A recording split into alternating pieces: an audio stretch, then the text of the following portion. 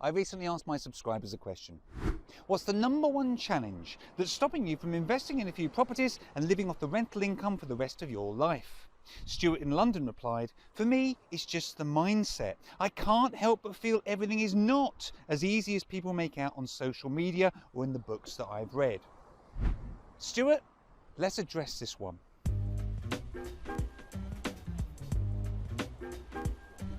Hi, my name is Tony Law from Your First Floor Houses, and my channel is all about helping you replace a job-based income with just a handful of investment properties so that you can give up the day job if you wish and go and do something more interesting with your life. If this is your first time here, be sure to subscribe to the channel and click that bell notification icon so that you don't miss out on any of the free content that I give you each and every week. So let's be really honest with each other here, Stuart. There are a lot of people that tend to put adverts out there or just generally tend to sort of message on social media, in particular Facebook, saying or claiming that it's really quite easy to build a property portfolio and become financially free. We've all seen the adverts. You could do this in a really short amount of time with next to no money and you can create a fantastic income. Do you know what? I am not that person. He says tactfully. I am not saying that.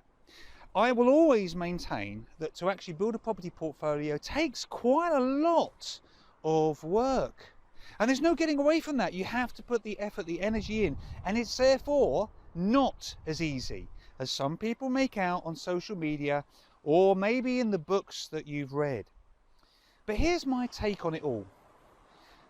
Building a property portfolio is not easy, but you can do it. If I can do it, anybody can do it. I'm just a kitchen fitter / kitchen salesman. If I can do it, anyone can do it. You can do it, Stuart. But it's not easy. I tend to sort of look at it like this. You buy a property. It takes a lot of effort, a lot of work, a lot of heartache, bit of sleepless nights, blah, blah, blah. You'll have issues, blah, blah, blah. But once you've actually got that property in your portfolio, it will put money in your pocket every single month, forever. At least that's the approach that I think my students should be taking. You buy it once, put the work in once, and it will pay you forever. What's wrong with that? So it is hard work. It will keep you up at night.